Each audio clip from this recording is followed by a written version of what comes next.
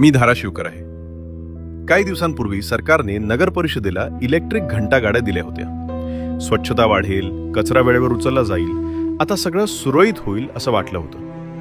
पण त्या सगळ्या गाड्या नगर परिषदेच्या आवारात गंज लागलेल्या, सडलेल्या अवस्थेत पडलेल्या आहेत. या गाड्यांच्या बॅटरी एका नेत्याच्या बायकोनं आपल्या एजन्सीच्या लोकांना सांगून त्या बॅटरी काढून विकल्या.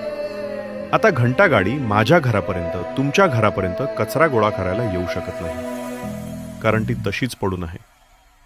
रस्त्यावर कचरा, डास, दुर्गंधी वाढली, लोक आजारी पडली, पण पैसा मात्र कुणाच्या तरी खिशात गेला. आता खूप झालं यांचं.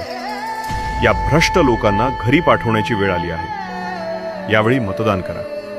धाराशिव स्वच्छ आणि भ्रष्टाचार मुक्त बनवूया. नेहाताई